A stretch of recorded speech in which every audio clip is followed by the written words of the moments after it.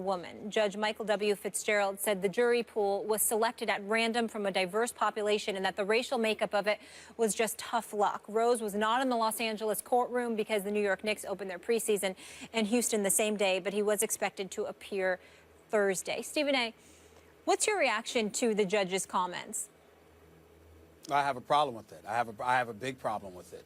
And I'm certainly not trying to absolve Derrick Rose of anything. He says he's innocent. Obviously, the alleged victim believes otherwise, and we'll find out whatever we can find out as the civil trial unfolds. We'll learn more about it. And if he did anything wrong to that young lady, he deserves his comeuppance, as any man would. You don't do something like that to any human being, especially a woman. Having said all of that, my issue is with the judge and his comment, basically saying tough luck.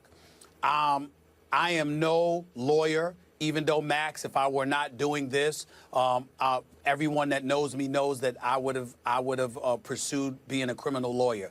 That was actually my dream job, to be a criminal lawyer when I was in school. I will tell you this, just being a law and order fanatic, not being an expert on the law, not knowing anything, one of the things that every American citizen is aware of is the popular saying, a jury of your peers. The defendant is who you're referring to here, no one else. And if the defendant in question is Derrick Rose, and he is an African-American, and you only have 2 African-American jurors, that's a problem.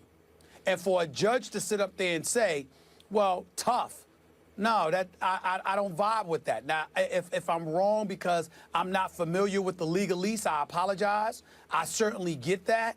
But the flip side to all of this is, let's be very, very clear here. When you are a defendant and you are on trial in any capacity, maybe it's different for a criminal trial than it is for a civil trial. I'm not sure. I do not know the answer to that question. But I've always been under the impression that if you are a defendant in a courtroom, and a jury is judging you, rather, then it is supposed to be a jury of your peers. And if Derrick Rose is bringing that into question, I think that's very legitimate on his part, and I think it warrants a different answer from the judge than tough luck. I definitely think that that's the case, particularly, and I'm going to go here, you're an African-American in this country. Well, listen, we've been talking about police brutality and all of that other stuff. Let me be very, very clear. As an African-American, the African-American community has historically had issues with the justice system, not just police officers. When you go to court, when you go to trial, when you look at juries, when you're thinking about a judge, when you think about the laws in place, there are a bevy of questions that raise the eyebrows. And so for me, this is one of those things where it's applicable. You're Derrick Rose. You are an African-American. You are a superstar, multimillionaire athlete. You are involved in a civil trial where the alleged victim is claiming that you and 2 others raped her. Okay, you deserve what you get if you're guilty. I tell you that much. But the jury should somehow represent him. And 2 out of, 10, 11, 12 jurors doesn't seem to fit that bill, Max. It just doesn't. Derrick Rose has been treating this in the press, it seems, a bit casually. He's not giving the standard no comment answer when he's asked questions. He's answering every question.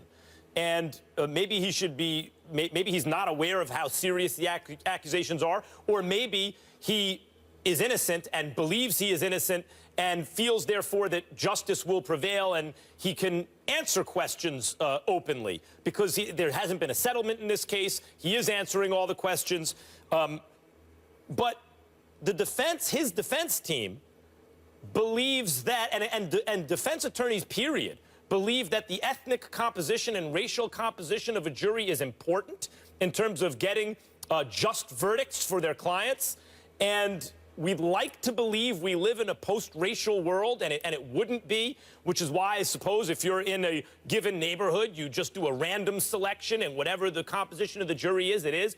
But the fact is, when the judge says, hey, that's just your tough luck to Derrick Rose's defense attorney, it is his tough luck, because at the very least, defense attorneys believe, who are getting paid to get their client off, believe that that they will not get as good of an outcome if they're underrepresented in terms of the racial makeup of the jury pool, of the jury rather. Well, and so it is very tough luck for him, because we don't in fact live in a post-racial world. These things do seem to have an effect on outcomes.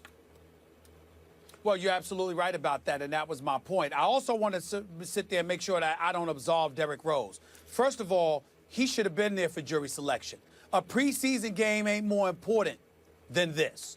Missed the damn game. He certainly missed enough games for lesser reasons in his career, okay? He should have been there for the jury selection. He should have been there to make sure that he was face-to-face with potential jurors so they could see him, and he had something to do in terms of whispering in his defense attorney's ear, or, you know, that, again, I got a problem with this, that, or the other. That was his mistake. He owns that. But the racial composition that you alluded to, it's not something to be ignored. It's something that black people have complained about throughout history. That's one of the things we've complained about with our justice system. Make no mistake about it. It's pivotal, it's relevant, it's necessary, and I'll go as far as to say this. The judge is wrong to have such a cavalier attitude. I'd also like to say this, Max. I don't get the impression that Derrick Rose is cavalier about this at all. Him answering questions is somebody that appears to be defiant about his innocence. Now, he had damn well better be innocent. There's no question about that.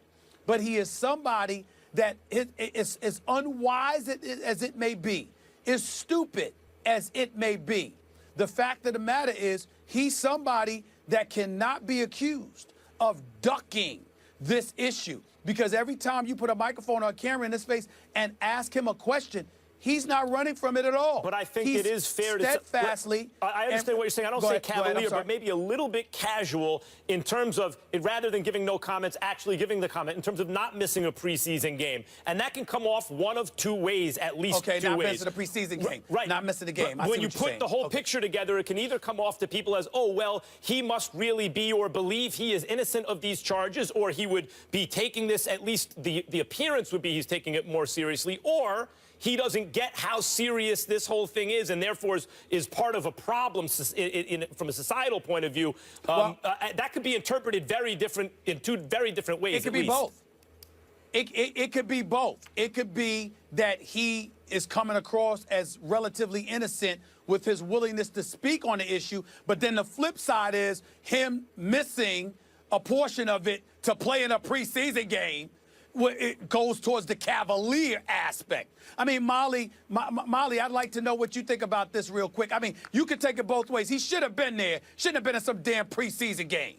But at the same time, he hasn't run from the issue when you put a microphone or a camera in front of his face. You know what, Stephen A., I don't know enough about the details of the actual case, so I don't want to speak to it. I have an idea. I've read articles on it in the past, and it was pretty graphic. I just hope through the court system we can kind of get to the bottom here either way. But I don't really know enough to speak on the victim's behalf or Derrick Rose. No, I was just talking about what we were saying in terms of how he was coming across, whether it's in front of the camera or it's hard to know playing the game instead of skipping the game. If he's completely innocent, I get it, because you got nothing to hide, so don't hide and shy away from the cameras. If he's not, it's kind of like, why are you acting so casual? And as far as the preseason game, no, I don't think he should have been at the preseason game. I would have went to court and shown up and dealt with those issues and shown how serious it is. But again, maybe he feels he's innocent. It's all going to be taken care of, so it's going to be behind him, and he's focusing on basketball. So just kind of too much gray area there for me to really side with either of you. But coming up next, we are going to stay with the NBA. Did Durant's decision to take his talents to Golden State ruin the regular season? We will reveal those results after the break.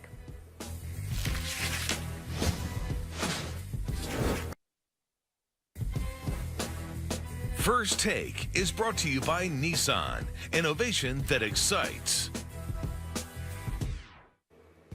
Coming up tomorrow on the show, rapper, producer, and Atlanta superfan T.I. will be in the house. We're looking forward to that. Tune in tomorrow, 10 a.m. Eastern on ESPN2. Stephen A., before we get to our next topic here, I think there was something you had wanted to clear up. Well, I needed to clear this up because yesterday, the mistake that I made, I said that while LeBron James endorsed Hillary Clinton, Dan Gilbert, the owner for the Cleveland Cavaliers, had endorsed Trump. Dan Gilbert had some folks reach out to me to say that that is absolutely not true. He never has endorsed Donald Trump, despite the Republican National Convention being at the Quickens and Loans Arena, and despite the fact that a Republican Party was hosted at by one of the companies Dan Gilbert owns in Detroit last Friday. There is no endorsement of Trump. He's never endorsed either candidate. He has not endorsed Trump. He has not endorsed Hillary Rodham Clinton. And he just wanted to make sure that I emphasize that the Cavaliers organization rather wanted to make sure that I emphasize that for the record. Dan Gilbert did not endorse Donald Trump. So that was my mistake. There was a Republican Party at a place where Dan Gilbert's company owns and rents out this place, and they hosted a Republican Party there, but that doesn't mean they endorse Trump. So I want to make sure I corrected that. Got it. Appreciate you clearing that up. Let's get to our topic now. We asked you guys to weigh in on Twitter. Did Kevin Durant ruin the regular season? You know what Stephen A. thinks, and 56% are with him, saying yes. Did our Twitter followers get it right, Mr. Smith? For once, they did. Listen, man. Look, Max, see, Max loving his boxing, even though he loves and knows his basketball too. And I can't wait to talk NBA basketball throughout him this year because he knows his basketball the way that I know my boxing. The fact of the matter is, Max Kellerman sits up there, and you know what I realize about Max, Molly? What? Max don't like competition.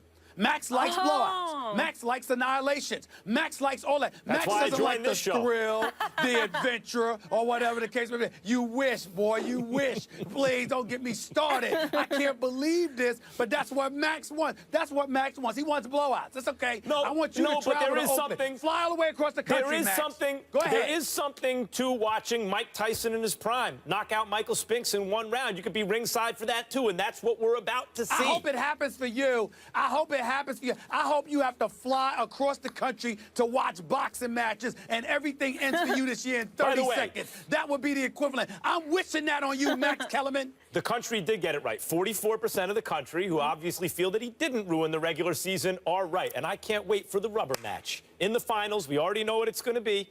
I will watch the whole season. I'll still watch. June's a long way away. Yep, that's right. June's a long way away. You know how much traveling I got to do between now and June? Oh, you can watch some of the most awesome basketball ever played